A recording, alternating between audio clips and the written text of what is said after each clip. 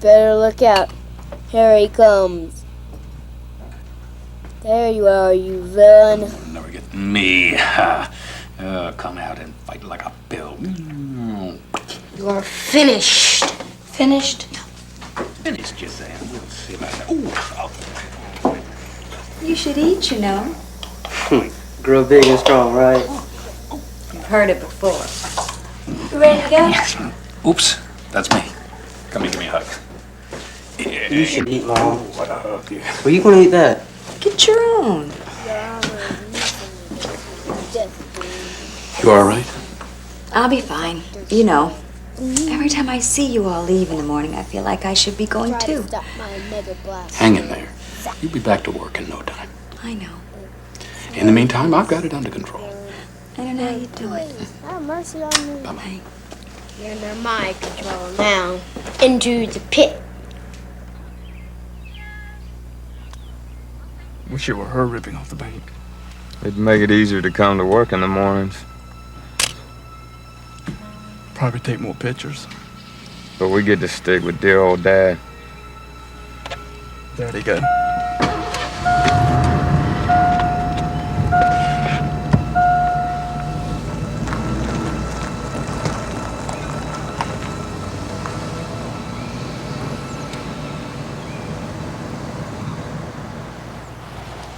Freeman was with the bank for 16 years. The last 4, he worked for me. Hell, I've been here 25 years. I'm beginning to wonder what for. I trusted Clifton. So here I am. Lost rank, lost salary. Sometimes I wish they'd just fired me. The guy had problems. You've got problems, I've got problems. He couldn't talk about it. We'd eat lunch together, just like everything's hunky-dory. Not a word. Fraud of this sort usually involves several people. The person who commits the crime is usually innocent until somebody he works with lets the controls lapse in his or her area. What people don't understand is that there's nothing personal in controls. You don't implement controls when you don't trust someone and then relax them when you've known them for a while. There's safety precautions that we take to protect our bank. If they're ignored, we're vulnerable. This is what happened in the Freeman case. And he took a lot of people down with him. Yes, sir. I've seen him in here pretty often. He's got a box. Is this the box? Oh, I'd have to check. That's it.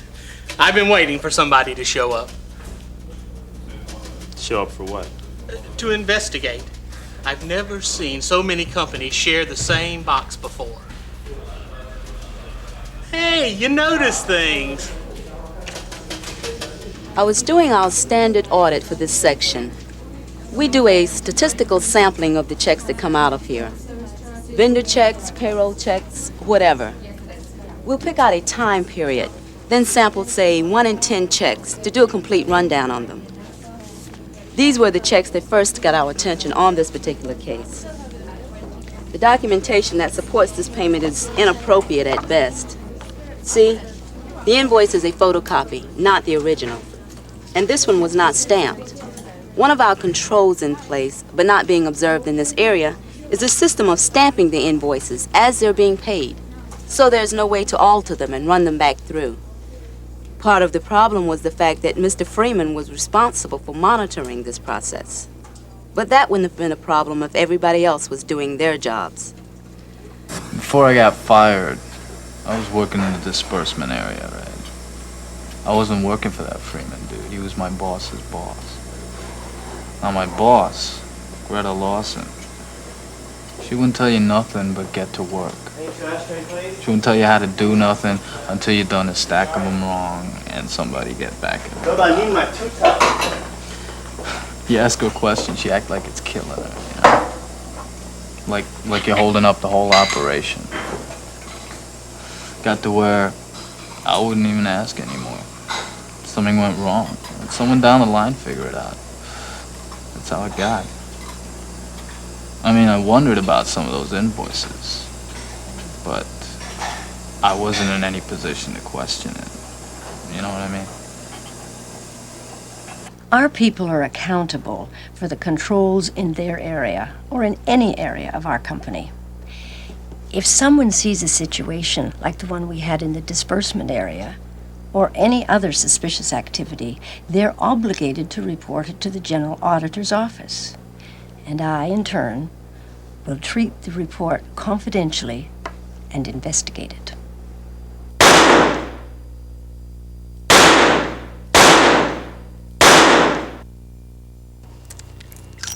I guess it's kind of sad, really. A person spends their whole life, maybe gets a speeding ticket once, and then they find themselves in a situation. They keep telling themselves that they're going to pay it back, but it doesn't matter, really. Once they take money that doesn't belong to them, it's stealing. And it doesn't matter when they think they're going to pay it back. We've got to bust the poor sap.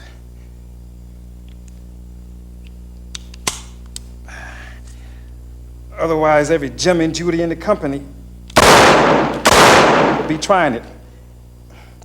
And it isn't as if it's just the money. The bank's a public trust.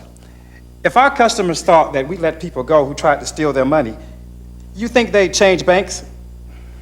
In a skinny minute. Plus, there are rules we have to follow about reporting irregular activities, and then the feds investigate and prosecute. When we catch them, they're going to be prosecuted one way or the other. Count on it.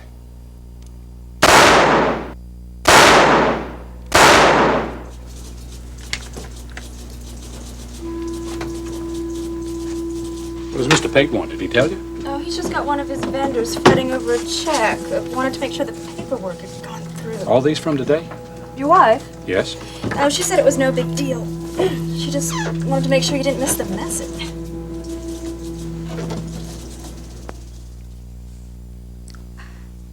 Well, she just wondered if you were switching jobs or something. Day before yesterday. They came by our house and asked a lot of questions about us. Did we go on any trips? Bought a new car? They asked if you gamble. I know that. She knows that too. All the officers have to go through it periodically. Well, they just started. They implemented it so quickly. No, I wouldn't think it's anything to worry about. Okay, honey. Bye.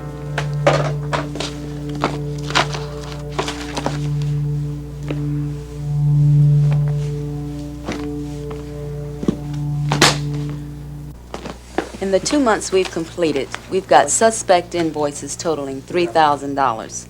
In almost every instance, payment was directed to be sent to a post office box in Warrenton. The box was registered in the name of a company called ACF. Two guys from the post office ID'd Freeman from a photo. We've got a tell on him and the Lawson woman who works with him. He looks like the guy, though. I was afraid of that. Okay, let's see the rest of it. The checks were endorsed by ink stamp to the account of the ACF company at the First Bank of Winslow. The person authorized to draw on that account is an Alex Clifton, obviously an assumed name. It's his son's name. Sir? It's a little boy, Alex Clifton Freeman. Think have we got enough here for an arrest warrant? We should be ready to move by this afternoon. Wilma, how did this happen?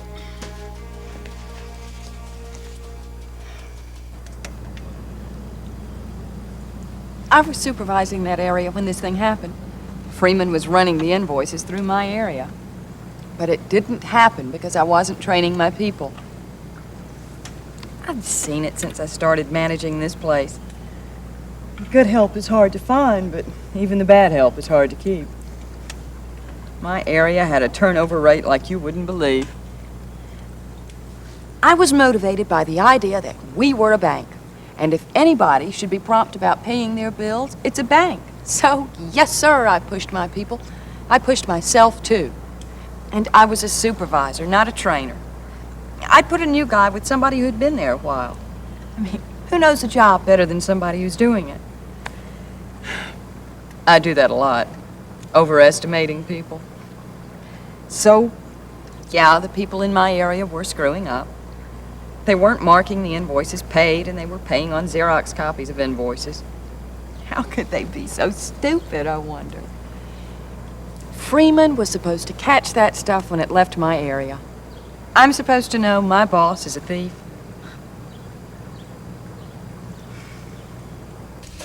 Yes, sir, Mr. Clifton. May I help you? I'd like to cancel my post office box. I'll bet. Excuse me? I'm sorry, Mr. Clifton. Were you not satisfied with your service? No. Yes. People get post office boxes for the strangest reasons. Oh, I don't mean companies like yours, Mr. Clifton, but... Can we please just get on with this? Hey, Mr. Clifton, I'm writing. If I stopped writing once the whole time we were talking... I'm not interested in why people get post office boxes. I'm not interested either, Mr. Freeman. But hey, you notice things. The really sad thing is that none of this had to happen. It upsets me. It makes me think somehow we weren't communicating with our clients, the people who work here. But sometimes people know, but they still won't seek help. Our company understands that people run into difficulties from time to time. Apparently, Mr. Freeman's family had moved into a new home when Mrs. Freeman became ill and couldn't work. So suddenly there's a higher house payment, medical bills coming in, not to mention a dependent in college and another one about to go to college. And then only about half of their income is coming in. Certainly a situation like that does appear desperate, but people face things like that on a daily basis, but they don't steal to get out of it. We can get people in touch with caring and helping professionals that can help them meet a financial crisis. Our employee assistance program is in place for just this kind of thing. I guess if I wanted our people to understand one thing, it would be that whatever happens, they're not alone. All right, Mr. Clifton, now I'll get your cashier's check and you'll be on your way. It won't take long, I promise.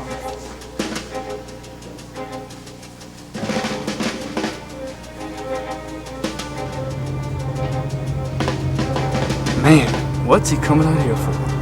We just better hurry or we'll lose him. Uh-oh, there he is. Don't slow down. Can you see what he's doing? Just keep driving.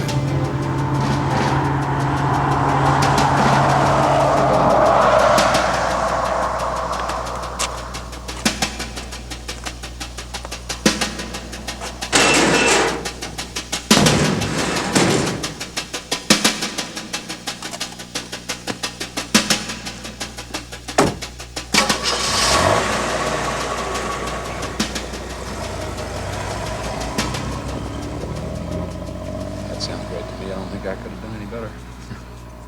Do it. Right. Appreciate you running this by me, though. Yeah. I'm here anytime. Okay? Great.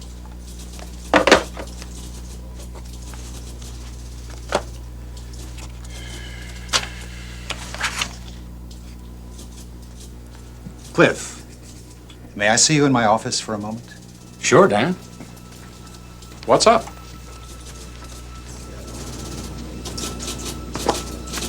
In here, Cliff.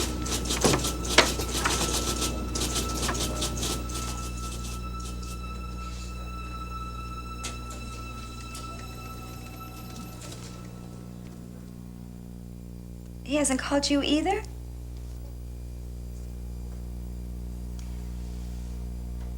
Well, just stay put and I'll send Keith after you. Bye. Go get your sister. She's at the PE center and she'll be looking for you. All right, I'll be right back.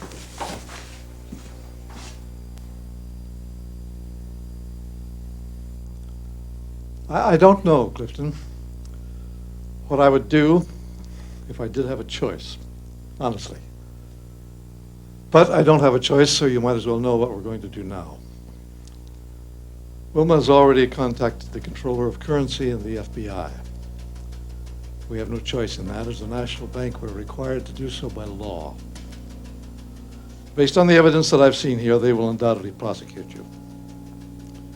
And as a matter of policy, Our corporation will use any channels available on the state and federal level to prosecute this offense and to recoup our losses. The bottom line is you will probably serve time. I don't know how much. Clifton, when I think of what you have done to yourself and to your family, it just makes me angry.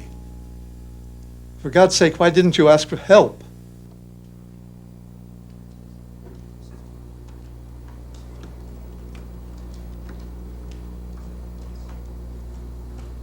But, I mean, now, I'm useless to them now. It's like they don't even have a father. I get their letters. All I can do is watch.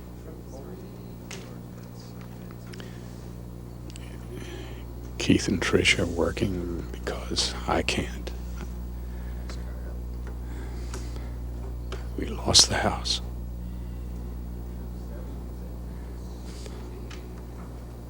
There's nothing I can do.